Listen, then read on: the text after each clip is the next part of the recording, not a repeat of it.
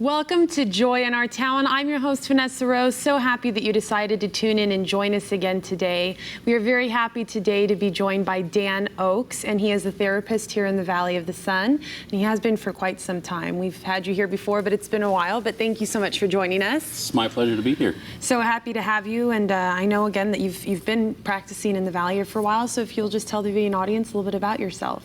Yeah, well, I've lived here a long time and been a clinician in the Mesa area, and I'm also the clinical director of youth services for a large nonprofit agency called The New Leaf here in town, but primarily I'm in private practice.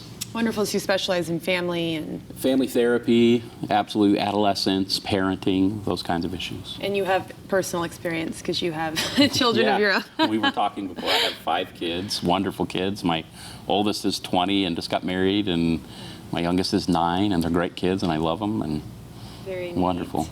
Well, thank you so much for joining us and taking time from your patients and from your practice. So I know that our viewing audience will enjoy what we're speaking about today. For all of you watching at home, today we are speaking about family, and our first issue is protecting your family from pornography. This is something that is very relevant today because pornography is in essence become an epidemic. It's everywhere. It's very accessible. How is pornography affecting families? Well, it's really become a tsunami of difficulty in family life. When I was here last time, we talked about the effects on families a little bit. It affects children and their sexual development when kids get introduced to pornography too early. It affects relationships. Those who engage in it. The research tells us some very specific things about that in terms of their difficulty having using social skills, emotionally connecting, not to mention the kind of the exaggerated sexuality that it generates inside of an individual. Researchers are calling pornography a super stimulant, and that classification kind of means that anybody is susceptible to, when they have exposure to pornography, they can almost immediately crave to see it again. Wow, so it's very addictive then. Very addictive, primarily because our brain's pre-wired for sex. But it's not pre-wired for that amount of intensity and novelty of sexuality, and so it's very intoxicating. Wow, and so how do you protect your family from pornography? It's so accessible now. What can you do? It really is, and it's difficult because our culture has become a digital culture.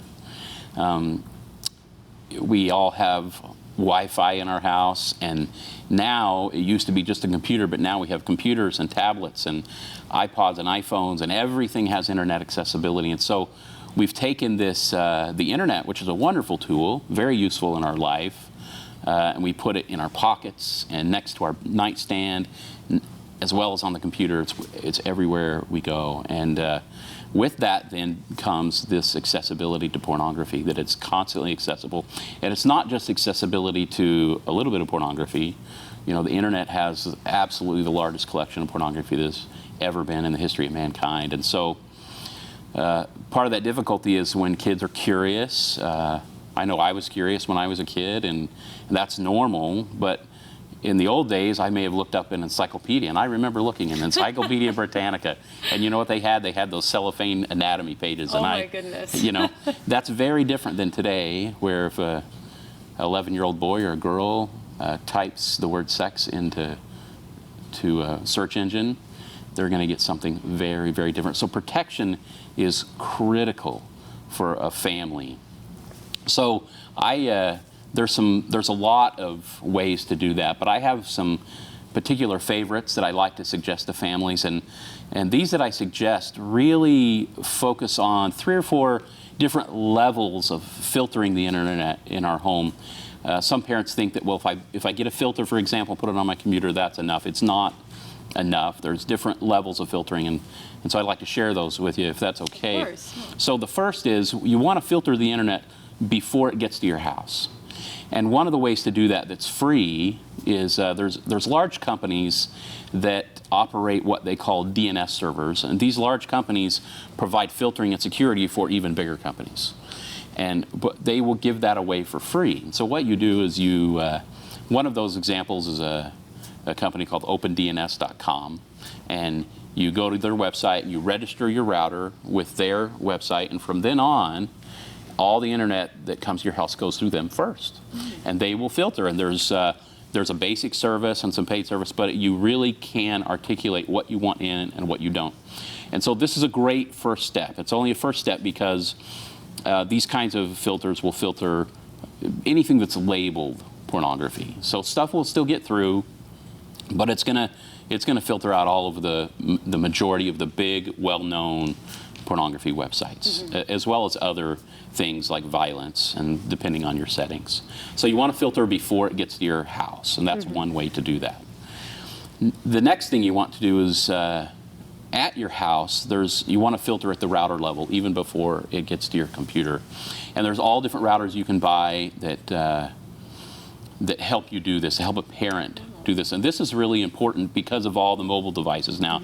Now even when a friend of your children come over and he has his own mobile device and he says, hey, what's the Wi-Fi? I want to get on my device. You can feel safer giving it to him because you have this level of filtering before it gets to your house, and you have a level of filtering at the router itself. One of my favorites there is a router called Pandora's Hope. And the name is indicative of what pornography has become. We've kind of opened Pandora's box in a certain way, and it does a really extensive amount of filtering for you at the router level so that even all wireless devices can be filtered. And so that's something that I know a lot of wireless plans, you can get data or unlimited data. So maybe even limiting the data your kids have, so they have to use your Wi-Fi at home, so you know. That's good, because if your child has a cell phone that is a smartphone, their data connection won't be affected by the Wi-Fi. You'll have to find other filtering for that, and there's some good ones there. But if they're going to use the Wi-Fi, then absolutely that will help with that. There is filtering for cellular devices, though. There are, and those are different. There's some great programs for applications that go on smartphones that help out filtering.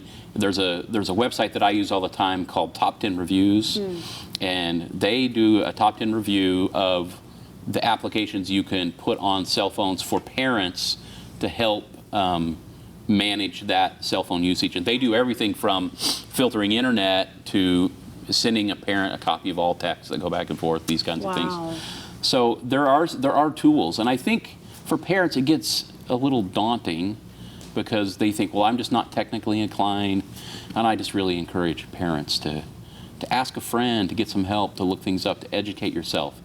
Don't bring open internet to your home and then become frustrated and just never do anything about it, because that accessibility is what's causing the problems in our homes relative to pornography. And it's too accessible, and you will definitely see the effects in the development of your children and in your relationship if you have that constantly available.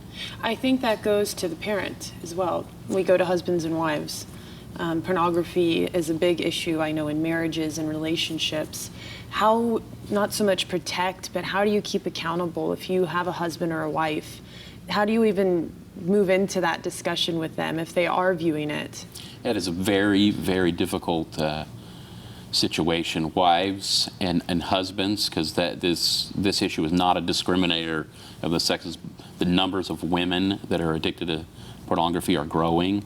And so that initiating that conversation can be very vulnerable and very difficult, but it has to be done. And we want couples to find love and connectedness in their relationship, and pornography definitely gets in the way of that.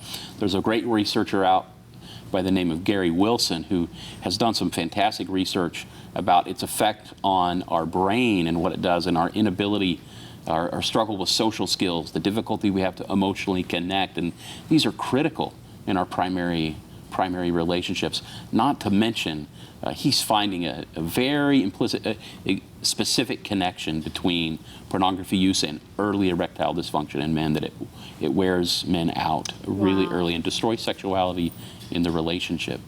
What are signs to look for?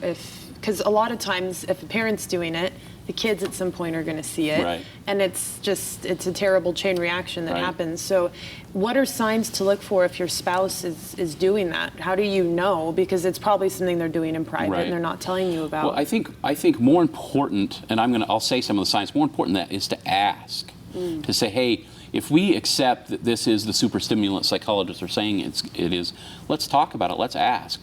Let's assume that it's a vulnerable issue, and as opposed to assume that our spouse is bad.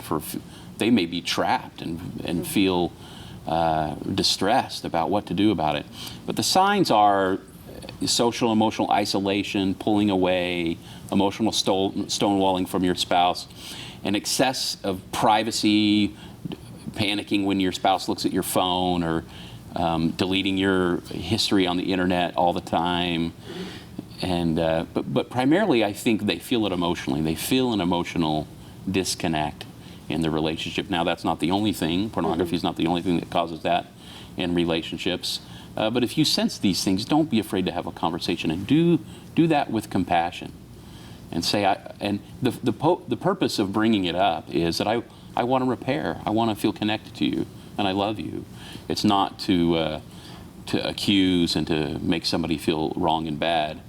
It is, but it's very hurtful to the spouse. It feels like a betrayal. So you're addressing it like if somebody was an addict to alcohol or to drugs. It's more of a sympathy coming to someone because their brain may be wired a different way. So we have to understand, be sympathetic with them. That's right, absolutely. And I'll tell you, the neurologists in this field tell us that it is no different. It is the brain, what happens in the brain.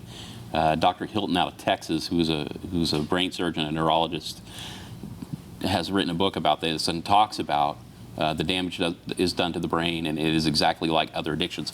There is a progressive movement that has this idea that somehow pornography is okay, but those people aren't reading the research, because the serious researchers are not saying that, and often religious people get accused for propagating that belief, and it's not coming from there. It's coming from the serious researchers who are seeing this dilemma for what it is. Wow. And so just again for our viewers, what was that website you said, Top 10? Yeah, top10reviews.com. They do review a lot of things, but one of them is filtering softwares for your computer. Okay. The other one is apps for your phone so that you can monitor your children, and so that they can have cell phones and other things, and it can be done safely and appropriately. The nice thing about filtering your Wi-Fi at home is you're keeping yourself accountable as an adult. Absolutely. Absolutely. If you can't do it, your children can't do it. No one can. That's exactly right. What we would not do. We would not buy a large stack of pornography and sit it on a shelf in our living room and say, "Now this is in the house, but let's not. Nobody look at that." We wouldn't do that. Yeah. But that's what we do with open internet and unfiltered internet. Very interesting. Well, that has been so informational. Thank you so much, Dan. I know that Dan would be happy to answer any questions that you have. His information has been appearing at the bottom of the screen throughout the show. And thank you so much for joining us for this first segment. We'll be right back after this short message. I'd like to drop out of high school and get a meaningless job that makes me feel bad about myself. I'd like to fall victim to the old boys network. I want to be a straight C student. I'm going to be a biomedical engineer. I want to succumb to peer pressure all of my life. I'm going to be a best-selling author. Wait, I take mine back. I'm going to be a biomedical engineer. I'm going to be a marine biologist. Olympian. I'm going to be the boss. Welcome back to Joy in Our Town. I'm your host, Vanessa Rose. So happy that you decided to stay with us. If you just happened to be joining us, we are here today with Dan Oakes, and he is a therapist here in the Valley in Mesa, Arizona. Thank you so much for staying with us, Dan. My pleasure. Glad to be here. So good to have you. And at the beginning of the show, you told us you've been practicing therapy and for a long time here. Yeah, been in Mesa a while. Wow, very good. And so we just got done discussing protecting your family from pornography, your children, yourself, your spouse. And so our next topic kind of leads into this. We're speaking about talking to your children about sexuality. So this opens another door. We're going to do everything we can as parents. Everyone is going to do what they can. But we still live in a society that is driven and ran by sex. And that is something that if you turn your TV on, if you do have filters on your computer, even on family stations now, what they call family stations, I'm appalled at some of the commercials. That's right. That you even see. I think to myself, when I was a child, this was on certain networks we weren't allowed to watch, but now it's everywhere. That's right. So it's important to talk with our kids about it, because we can only shelter them so much. If they're out around people, they're going to hear about it, they're going to see it, it's in the music. When should parents begin to talk to their kids about sexuality? Well, that's a great question, and there's lots of different opinions about it. I think in terms of talking about sexuality, I think at a very young age we start to see the idea of their identity and who they are as an individual, as a male or a female. While we're not actually talking about sexuality, we don't want to shy away from those themes. And I think somehow in our progressive culture that has mistakenly been seen as a bad thing, to emphasize a gender role. But as kids grow up, it's really important as early as age 8 that, and this has kind of been my hallmark with my own children, not to mention the clinical advice I give others, that by the age 8, you've had a very distinct mechanical conversation. By mechanical, I mean they know the facts. They completely understand where babies come from. They understand what sexual intercourse is. They understand what intimacy is. And we know that at 8, they're not going to comprehend all of that, but we want them to know the mechanics. And we don't want any mystery about it. And while they may not get all of the facts, what we're doing really is we're setting a standard for our children that we are the source for good, healthy, appropriate information about sexuality. I think you hit on a very important point there that was kind of in my mind while you were speaking, is that they're going to hear it somewhere. Absolutely. So as a family, and for a lot of parents watching that maybe grew up in a different generation, to them, to me even, to think at 8 years old, I didn't know what that was, but it's so different today. You want to teach them from your family and from your values the appropriate information, so they don't go elsewhere and hear it from kids or from TV or from music. You want to train them and teach them. You know, I'll tell you a little story about that. My youngest, because as parents you want to decide. I say 8. I'm saying 8-ish. You have to decide what your child's ready for. And we had kind of decided that our youngest probably wasn't quite ready for that conversation at 8. And something happened in the course of conversation where the word sex came up, and she volunteered that she knew exactly what that was.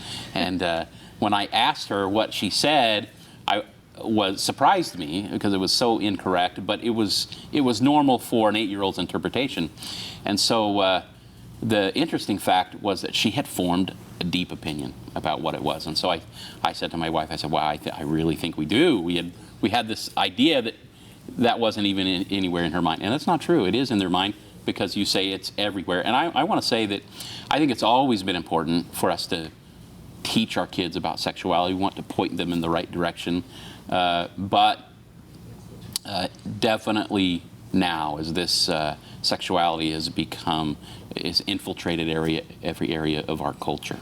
So if a parent is sitting at home and they have something on TV, like I said, commercials are so graphic in nature sometimes on stations, and a kid says, "What's that, Mom?" or "What is that used for?" How does a parent approach that in a mature manner that's going to help the child and not make it uncomfortable for them? Well, I think here's the dilemma: is if you're a parent that has avoided talking to your kids about sexuality, you are not going to know what to say, because you know that they won't have context for it.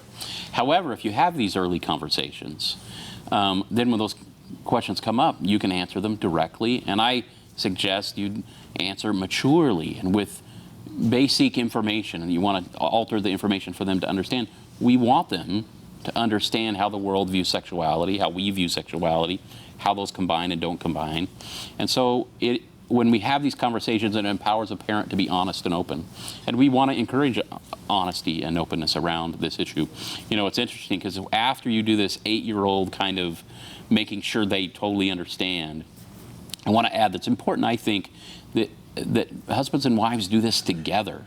Don't sequester this to like, oh, I don't want to do it, you do it. Do it together so that your children start to see that the roles complement each other, husband and wife, male, female, and that sexuality isn't something that we need to hide for either one of our parents. And then as our kids get older and they turn 11-ish, And we're going to do a puberty prep conversation, maybe even before 11, where we're informing them about what's going to happen to their bodies. And because it's not just a conversation about the sex act, it's a conversation about how they integrate sexuality into who they are as an individual. And so that's a critical part of their social and emotional development as well as sexual development. And you mentioned as a team, as parents. So even the way that parents live, the way that they communicate with each other, the way that they interact, that's going to affect the way that their children end up interacting with people of the opposite sex as they grow up. Absolutely. And I have to tell you, more important than having conversations about sex is that we model healthy intimacy for our kids, that they see it, that they understand it. I have a favorite story I tell about this. My daughter, when she was 17 or so, she had this boyfriend, and he was a nice guy, and she was at work, and he was at home on the couch. I'm laying on the other couch watching TV. My wife is there right in the kitchen doing something, and my wife says, I need a cup of flour. I don't have any flour. And I said, I need a cup of Shannon, and my wife's name is Shannon, and she trots around the island and runs over to me and jumps on top of me, and we hug and kiss for a second. Nothing inappropriate. But while that's happening, I'm looking at the boyfriend on the couch, and he's shrinking down into the couch. And but I'm thinking, it's okay with me because, young man, I want you to know what real love looks like. Wow. And so it's critical that we demonstrate love and affection in our home so that the kids have a context to put the information we give them with. If we give information and we are cold and distant with our spouse and we don't demonstrate love and affection, they're not going to understand how that plays out and what it looks like. So they see that it's okay for mom and dad, husband and wife, to be affectionate, to love each other, and there shouldn't be anything uncomfortable about that. Yeah, it is more than okay. It is necessary and critical. Wow, that's a beautiful story. I think that's something that a lot of people can learn from, because I know that. And so how should a parent address that if they are a single family home? Because sadly, that's something that is so common now. Absolutely. And, there's a lot of grandparents raising children. There's a lot of single dads and single moms. And if you don't have a spouse, that's okay. You have those conversations directly and openly. And don't be afraid if you not sure what to say. There's some great resources. On my website, I have a thing right on the front page that talks about tips to talk to your kids about sex, and there's a couple of links to some books there as well as some information we've talked about today. So do a little research, read a book, but be more confident that you love your child and that you want to give them good information. Very good. And so just to kind of touch on the pornography issue with children, we talked about how to protect them from it, but if they are exposed to it, if they are at a friend's house, if they're at your house and they see it. So we've been talking about sex in general, but if your child does have this experience with pornography, it's really important that we affirm them in their experience, because this is going to be exhilarating for them. Absolutely. See, pornography is not a problem because it's disgusting. Pornography is a problem because it's too much of a good thing. There's too much novelty. And your child is going to feel some exhilaration. Their body's going to respond the way it is supposed to. What they're also going to feel, though, is they're feeling this kind of exhilaration outside of the context of relationship. It doesn't happen. It's not happening in the context of connectedness. And so the body responds to this sometimes with a confused feeling, like the body is expecting the real component and it's not there. And so the body has a kind of confused or unsettled response. And so when those two things happen, it's important for us to point this out to our children, ask them questions, and say, yeah, it was exhilarating, or it was pleasurable, you liked part of it, right? And how did it make you feel afterwards? And they might say, well, I don't know, I'm not sure. And we want to teach them about this principle, that's the confusion is about not having somebody present with you, and that sexuality is supposed to be done in the context of a loving relationship. And that digital sexuality produces lots of adrenaline, but very little connectedness. And so they will notice that, and they may not be able to say that's what they notice, and we want to elicit that with some questions and affirming that it was. We don't want to shame them. We want to say, oh, that's horrible and that's bad and you're wrong for that. And then we start associating shame with sexual feelings. And so we want to then protect them more, make sure we do what we have to do to preserve that and help them not stumble onto that. If you have a child that you find out is, in essence, addicted to pornography, how do you address that? Well, you want to address it aggressively. You want to be very open with your child about it. You want to initially take some very strong behaviors or reactions around limiting pornography. Make sure you are aware of the sources that they're getting it. A lot of parents were unaware of how their child was finding pornography. And then if you need help, ask for help. Go see a therapist or somebody trained in sexual compulsive behavior if you feel that it's gotten to that level. And so don't be afraid. There's a lot of great resources online for that about how to help parents. A lot of therapists in town that work with sexual compulsive behavior. But don't be afraid to do that. It sounds like the general theme through speaking through all this is the most important thing is communication. And I know that as a therapist in your line of work, communication is important to speak with people. So how important is it to stress to parents to start from a young age? How do parents start? Do they talk with their kids every night at dinner? How do they start that open line of communication so they don't shame, guilt, or fear with their parents, but that they can come to them and talk to them? Yeah, I think what you want to do is long before you talk about sex, you want to develop a relationship where you know your child will come to you. So for example, if your child comes to you and says, hey, I need help with this, and you're pushing them off all the time, they will eventually quit coming to you. So you really want to develop a relationship of trust first, and this is critical.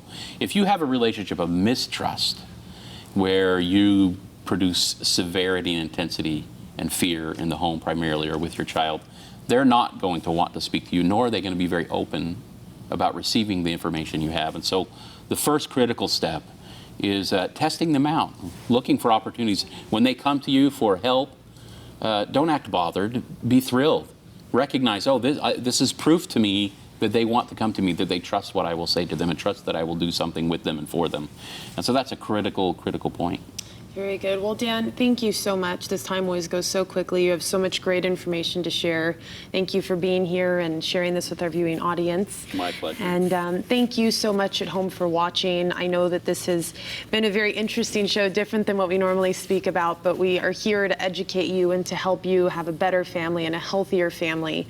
And I think today what we can take away that we usually do is to always have open communication with your family, talk to your kids, talk to your spouse, and create those healthy, strong bonds so you can go through anything in life and be joyful and happy and have a wonderful, prosperous life. Thank you so much for watching, and we'll see you next time here on Joy in Our Town.